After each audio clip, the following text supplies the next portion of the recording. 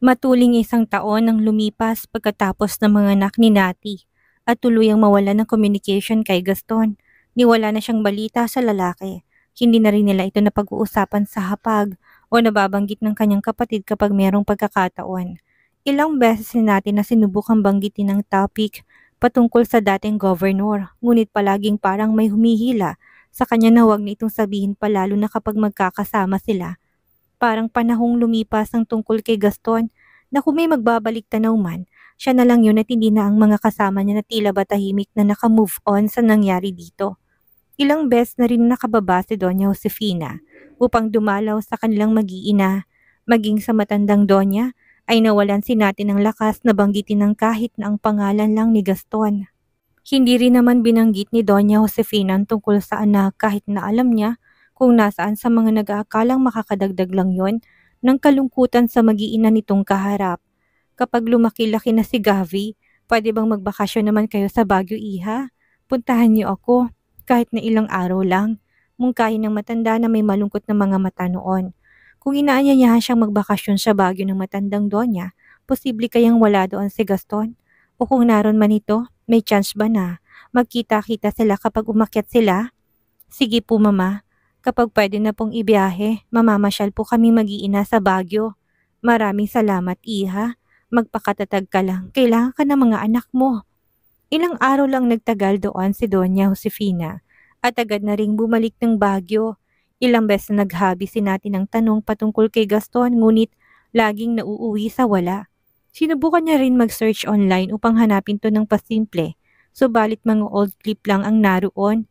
Wala nang recent na update tungkol sa kanya. Doon niya naisip na malamang ay buhay pang lalaki kahit na binigyan na ito ng taning.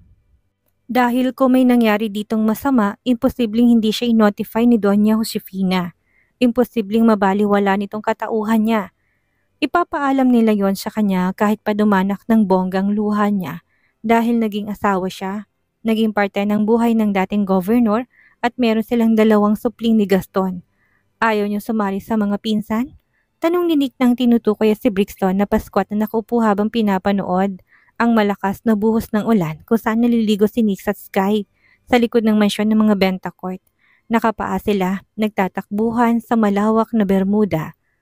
Ayaw ilingin natin na alam na kaagad kung anong ikinakalungkot ng panganay na anak. Desperasyon ng kaarawan ng kapatid nitong si Gavi kung kaya naman ay nasa mansyon ng pamilya ni Nick na sobrang enjoy na enjoy.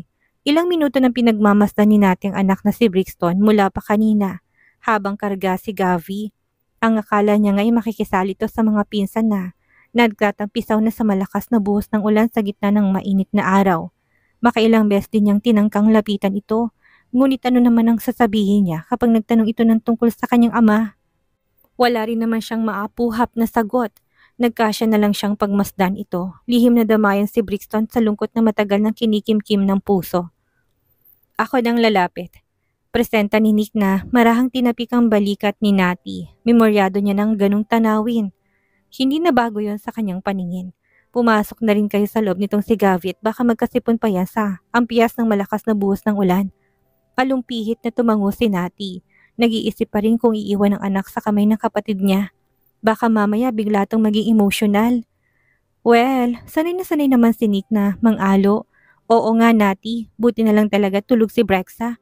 Naku, kung hindi malamang nakigulo na sa dalawa yon. Kahit hindi pa pwede at masyado pa siyang bata. Si Krisa na pinasigla ang tinig. Hindi nila namalayang magkapatid ang ginawa nito paglapit habang may nakasampay na towel sa balikat para sa 2 anak niyang naliligo sa ulan. Plano niya nang tawagin na sila. Sige, kayo nang bahala kay Brixton ha? Oo, pasok na sa loob. Sumunod na si Nati sa kagustuhan nilang mag-asawa. Kasabay ng pagpasok niya ang paglapit naman ni Nick sa kanyang pamangkin na si Brixton na parang meron silang sariling mundo noon. May mga pagkakataon na masiglang masigla ito. May pagkakataon gaya nito na lugmok naman. Hey buddy, iniisip mo pa rin ba hanggang ngayon ang iyong daddy? Direktang tanong ni Nick, walang paligoy-ligoy upang malaman ang nilalaman ng kalooban ng pamangkin na malungkot. Napangat ng mga mata ni Brixton kay Nick. Hindi nagsalita si Brixton. Nanatili itong tahimik. Malaki ang naging impact ng pag-alis ni Gaston nang wala man lang paalam sa kanyang anak. Wala namang sinisisi si Nick sa ganung pangyayari. Kung makakabalik man ang dating governor, ito nang may problema kung paano niya susuyuin ang kanyang panganay na si Brixton. May isip naman na ito kahit paano kung kaya malamang maunawaan na yun ni Natalio. Tito, sa tingin ko mas pinili na ni Daddy na makasama niyang batang yun kumpara sa amin ni Gavit, Mommy. Mahina nitong usal. Kasabay kasi ng pagkawala ng ama, hindi na rin ito nakita. Masyadong matalino si Brixton upang hindi maisip ang bagay na ito na konektado sa ama. Marahang hinaplos ni Nick ang ulo ni Brixton at bahagyang ginulong buhok nito. Tama ang hula ni Brixton, kasama nga ni Gaston si Seska ngayon, ngunit kamakailan lang yun nangyari dahil sa pagiging malupit ng mga maid na nakuha nila upang alagaan ng bata. Dahil nasa ibang bansa si Gaston, hindi niya nagagawang bantayan ang galaw ng mga maid. Isinama na lang din nila doon ang asawa ni Conrad upang makasama ni Seska sa tahanan nila na nasa Italy. Minsan lang dumalaw sa ospital ni Gaston si Seska dahil may kalayuan din yon. Ang mahalaga kapwa sila panatag. Hindi na madadagdagan pang pag-aalala ni Gaston sa bata dahil naroon ito sa bansa. Paano mo naman nasabi yun, Brixton? Hindi mapigilan ni Nick na mahawa sa lungkot ng boses ng pamangkin. Nakikita niya dito si Nixa nung panahon na naghahanap ito ng ina at wala siyang maipaliwanag. Ang kaibahan lang nilang magpinsan, si Nixa busog sa larawan ni Krisa, habang nasa malayo ito samantalang si Brixton, uhaw, dahil ang mga naiwang larawan ni Gaston sa kanya ay ang mga larawan nila noon pa. Isa pa, ginawa niyang kamahal-mahal si Krisa sa anak nilang si Nixa. Samantalang si Gaston, may isip nga si Brixton ang iwan nito, kaya mahirap nitong manduhan at bula-bulahin pa. Basta, nararamdaman ko sa puso ko, Tito Nick. Git ni Brixton na mahina doong suminghot. Sana kahit pinili ni Daddy na makasamang batang yon, sana man lang bumalik na siya ngayon. Ang tagal niya nang hindi nagpapakita. Bigyan din naman sana niya kami ng panahon ni Gabi. Miss ko na siya. Hindi na ako galit.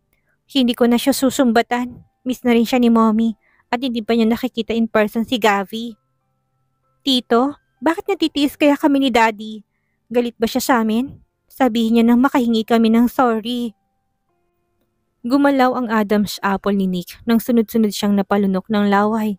Hindi niya alam paano magpapaliwanag sa pamangkin. Nasa ganun na siyang sitwasyon dati pero uulitin niya mas madaling magpaliwanag sa kanyang anak noon na si Nixa kumpara kay Brixton. Alam mo, naririnig ko si Mommy na umiiyak kapag madaling araw. Nagpapanggap lang ako na hindi ko siya naririnig. Sure ako, Tito Nick, na si Daddy ang iniiyakan niya dahil miss niya na. Binasa na ni Nick ang laway ang kanyang labi. Parang pinipiga ang puso niya sa sinabi ni Brixton. Naiintindihan niya. May mga pagkakataon na pinagdaanan na niya ang bagay din na yon noon. Alam mo, Brixton, ang daddy mo lang ang makakasagot ng mga tanong mo, hindi ako. Pero, bakit hindi pa natin siya bigyan ng medyo mahabang panahon? Hindi ba may sakit siya? Malay mo, nagpapagaling pa siya. Sigurado ako na palagi niya rin kayong iniisip. Yung mga gusto mong mangyari, gustong gusto rin yun ng tiyak ng daddy mo.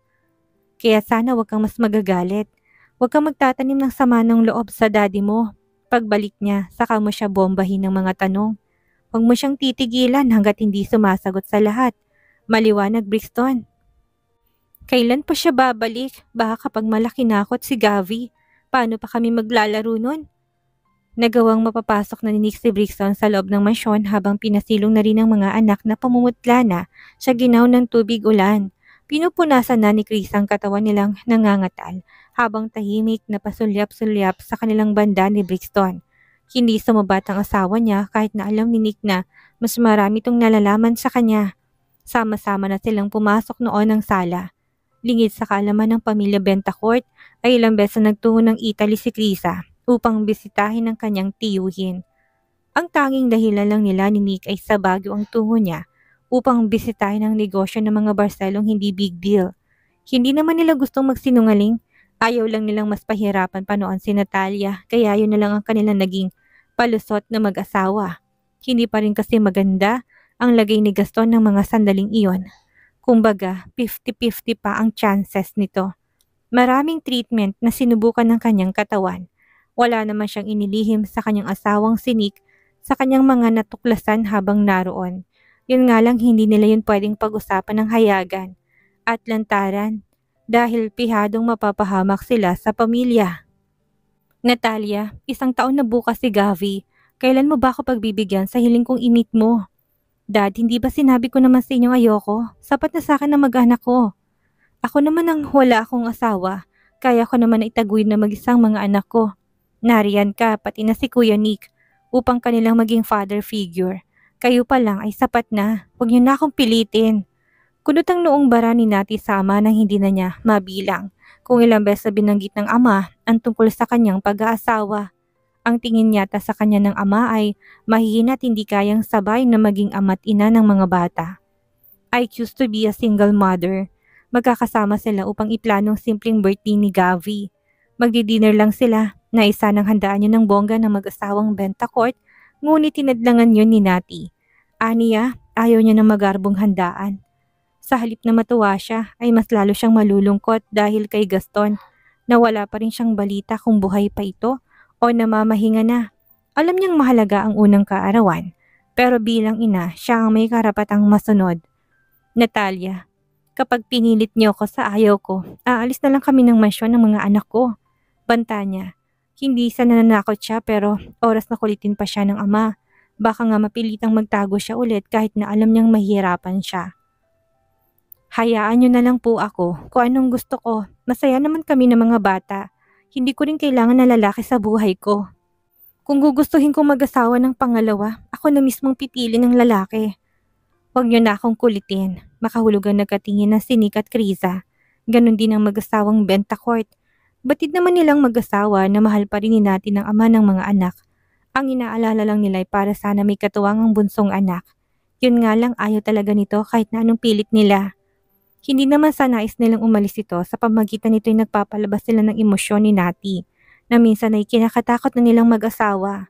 Nang dahil sa pananahimik nitong madalas, baka kasi sa tagal nitong kinikim-kim yun ay maapektuhan ng mental health. Alright, sige, desisyon mo yan eh. Milan, Italy. Nagagawa ng makatayo ni Gaston sa may bintana ng kanyang silid na noong dalhin doon ay halos hindi ito makagulapay at hinanghina. Kung noong nasa Pilipinas pa siya, hirap na hirap siyang makatayo, dito naman ay may improvement ang health niya kahit na mabagal pa yon. Maaring hindi pa rin nagkakalaman ng kanyang katawan at nanatiling humpak ang magkabila niyang pisngi. At least may lakas ng kanyang mga binti upang makatayo nang hindi nababahalang mga nasa paligid na. Baka bigla siyang matumba at mabagok ang ulo sa semento. Maluwag ang suot niyang hospital gown.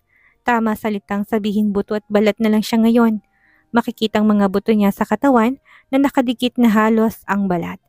Ilang beses noon na muntik nang i-announce ng doktor na wala na siyang pag-asa. Ngunit patuloy na ipinakita ni Gaston na kaya niya pang lumaban. Lumalaban siya at patuloy na lalaban. Kalahating taon lang ang binigay na taning sa kanya. Ngunit nalampasan niya na ito ng 6 na buwan pa. Bagay na pakiramdam niya ay sobrang swerte na niya dahil nagawang madugtungan. Mr. Barcelo, oras na para uminom ka ng gamot. Si Conrad na biglang sumulpot sa kanyang likod kasama niya doon ang sekretary na kuminsan ay kinakailangang umuwi ng Pilipinas. Umikot si Gaston paharap sa kanyang sekretary at tinanggap ang gamot na binibigyan nito at walang imik na ininom. Ganun ang kagustuhan niya na gumaling at bumalik sa dati, ang lahat kaya walang anuman siyang reklamo. Kung noon pahirapan siyang bigyan ng gamot, ngayon ay siya na mismo humihingi at nagkukusang inumin yun upang makatulong sa paggaling niya. Wala rin siyang ibang ginawa kundi ang maging masunurin sa lahat ng gusto ng mga doktor. Salamat, Conrad. Tumangulang ang sekretary na tinangga ng baso na pinag-inuman niya ng tubig. Nakakamiss ang Pilipinas, no, Mr. Barcelo? Tunghay pa rin ni Conrad sa labas ng bintana kung saan tanaw ang malayong kabuuan ng syudad na kanilang kinaroonan ng mga sandaling ito. Tumango si Gaston na malungkot pa rin ang mga mata na minsan na lang maging masaya. Bakit hindi mo siya tawagan? Total bumubuti naman ang kalagayan mo. Nakakatayo ka ng walang sinumang umaalalay. Hindi ba't malaking improvement na yon? Kumbinsi sa kanya ni Conrad ang tinutukoy ay si Nati. Nakailang subok na ito na pag-usapan nilang mag-ina, ngunit laging dinededma ni Gaston na parang hindi narinig. Pwede mo siyang... Gusto ko na magpahinga. Lampas niya kay Conrad ang bagal na humakbang patungo ng kama niya. Pinanood lang siya ni Conrad, ngunit hindi na siya nito paulit-ulit na kinulit pa. Ganun naman palagi ang takbo ng kanilang usapan. Babanggitin nito si Nati tapos magkukunwari si Gaston na hindi narinig upang maiwasan nilang pag-usapang na mag-iina. Ayaw niyang bumuhos ng emosyon na matagal niya ng kinikimkim sa harap ng kanyang sekretary. Ayaw niyang humina. Okay, may gusto ka bang kainin? Pagsuko ng sekretary sa reaksyon ng amo. Bahala ka na, Conrad. Ikaw naman ang nakakaalam ng pwede sa akin at hindi. Habang nakahiga sa kama, ay paulit-ulit na binabalikan ni Gaston ang mga pinagdaanan noon nila ni Nati. Yung simulan ng love story nila hanggang sa nalaman niya na siya pala ang nakauna sa katawan ng babae. Sobrang saya niya noon, sobrang ganda ng kanila ring pagsasama ng buong akala niya ay wala nang makakatibag. Maraming beses siyang nagkamalit na ulit-ulit siya nitong pinatawad. Ganon siya kamahal ni Nati. Pilit niya yung sinuklian, ngunit hindi pa yata naging sapat kung kaya naman ang universe nang gumanti sa kanya na tinatawag nilang karma. Hindi na kasi siya nagtanda. Palagi niyang pinapaluha ang babaeng minahal lang naman siya at nanlilimos ng panahon na hindi niya magawang ibigay. Ayan tuloy, panahon ng gumanti. Nagsasuggest lang naman ako, Mr. Barcelo. Sunod ni Conrad na tinulungan na siyang magkabit ng medical equipment na kabilin-bilin na ng doktor na kailangan nito at tatanggalin lang kapag babangon at tatayo. Sigurado ako na miss ka na rin noon, hindi ba? At miss mo na rin silang mag-iina. Subukan mong kumonekta na sa kanila. Malay mo, mas makatulong sila sa paggaling mo nang mas mabilis. Sigurado akong tuloy-tuloy nang gagaling. Imposible ang sinasabi mo, Conrad. Nilingon na ni Gaston ang sekretary at napatitig na siya sa tubes na nakakabit sa katawan niya. Sa pagpikit ng kanyang mga mata ay muli niyang naalalang araw na nanganak si Nati. 1 taon na nakakalipas magmula ng araw na yon. Nagkaroon pa ng guwang ng pagkahinayang ang kanyang puso. Ang akala niyang makakauwi na siya ng bansa, yung plano niyang bumawi sa pangalawang anak ay hindi natupad. Yung ginawa niya noon kay Brixton, naulit sa pangalawang anak na sobrang bigat sa kanyang dibdib. Ilang araw yun na makalipas siyang umalis ng bansa nang mangyari. Sariwa pa sisipan niyang lahat. Tinawagan siya ni Nico pang ibalita lang na nanganak na si Nati. Bagay na sobrang hinayang niya na hindi niya nagawang masaksihan. Hindi niya magawang damayan ng babae na ilabas ang kanilang bunga. Gavrilyn Barcelo. Yun ang kanyang pangalan. Babaeng version mo kaya Gavi ang nickname.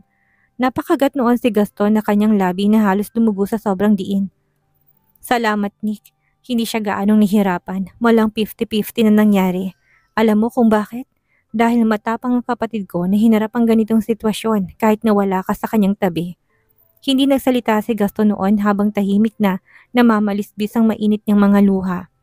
Gawin mo silang motivation, sa kanila ka humugot ng lakas. Huwag kang susuko, Tito. Nang mamatay ang tawag ay tahimik na tumangis si Gaston. Umiyak siya sa kalagitnaan ng gabi kung saan walang makakita sa kanya kung hindi ang sarili. Paulit-ulit niyang sinisisi ang sarili na hindi niya ilagaan ang katawan. Hindi niya pinagbuti ang pagtrato noon kay Nati. Ang dami niyang regrets na sana hindi niya yung ginawa. Sana, paulit-ulit niyang pinili ang mag-ina, ganun pa man wala na rin siyang magagawa. Tapos na yon, nagbigay na rin ng lesson. Susubukan kong kumuha ng picture ng bata upang makita mo. Gusto mong isama ko si Nati? Uwag na, Nick. Yung picture na lang ng anak namin. Natatakot si Gaston na baka kapag nakita niya si Nati, baka pilitin niyang nasa paligid niya na umuwi na ng bansa. Bagay na tiyak na mas makakasama sa kalusugan niya. Kaya ito ang desisyon. Dumanak ang luha ni Gaston nang makita niyang baby picture ng pangalawang anak nila nung ipinadala yun ni Nick sa kanya. Naging sapat sa dating governor ang haplusin ng screen ng phone kung saan naroon ang picture. Nang mga sumunod na araw, larawan naman ni Brixton ang pinadala sa kanya. Bakas ang lungkot sa mukha ng panganay niya na basang-basa ni Gaston. Ilang beses siyang sinabihan ni Nick nang tumawag ito sa sobrang miss na siya umano ni Brixton. Kung kaya dapat na mabilis na siyang magpagaling sa karamdaman niya. Kailangan mong patuloy na lumaban para sa mga anak mo, Tito. Wala sa choice siyang pagsuko. The world was still plain white and even the outside was an endless expanse of white nang magdilat si Gaston ng kanyang mga mata. Bahagya siyang naidlip habang sinasariwang nakaraan nila ni Nati. Sa totoo lang ay nais na niyang umuwi ng bansa pero hindi na pwede yon. Marahan siyang bumangon ng kama at sinandal ang kanyang likod sa headboard ng kama niya. Hinagilap ng kanyang mga kamay ang naging libangan niya na 1 taon habang naruroon. Mga papelyo na tinupi niya sa maliit upang gawing airplanes. Bet na bet yun ni Brixton noon. Naalala niya pa na binanggit sa kanya ni Brixton na kapag lumaki na siya, Gusto niyang mag-imbento ng eroplano ng mabilis. Parang bullet train sa bilis. Nanginig na ang kamay ni Gaston noon habang pumatak na dito ang kanyang mga luha na punong-puno ng pangungulila sa mag-iina. Lord, pagalingin mo na ako. Gusto ko nang umuwi ng bansa at makitang mag-iina ko. Please. Bumaha pa ang kanyang mga luha noon na kagad din niyang pinalis. Nang makitang pagbabalik ni Conrad, alam rin nito na kada higa siya at ikakabit ang medical equipment ay nakakatulog. Gising ka na pala, Mr. Barcelo. Tamang-tama. Mainit pa itong dala kong porridge. Lumipad ng mga mata ng secretary sa mga paper planes na ginawa niya. Sa dami nun, hindi niya na mabilang kung ilang jar ang nagawa ni Gaston. Iba-iba ang kulay at iisa ng size. Salamat, Conrad. Sinubukan niyang lunukin ni Gaston kahit hindi tanggapin ng kanyang lalamunan. Nakakailang kutsara pa lang din siya nang maramdaman niyang pananakit ng kanyang tiyan. Binitawan niyang kutsara na kagad namang nahulaan ni Conrad na mamaya yun itutuloy. Gusto ko umuwi ng bansa kahit na sandali lang. Naupo si Conrad sa tabi ng kanyang kama. Gusto niyang tulungan si Gaston, ngunit hindi pwede. Alam mo, hindi ka papayagan ng doktor. Kailangan mo munang lubusang magpagaling. Kapag magaling ka na, pwede mo nang gawin ang lahat ng gusto mo. Kumbinsi ni Conrad sa kanya. Malungkot na napatango na lang ng ulo si Gaston. Inaasahan niya na nakasagot ang iyon. Siya nga pala, Mr. Barcelo, pumapayag ka ba na ampunin namin si Seska? Napag-usapan na namin itong mag-asawa. Willing kaming tumayong magulang niya. Dapat nga noon pa namin yung ginawa, ngunit alam ko hindi pa naman huli ang lahat. Pumapayag ka naman, hindi ba?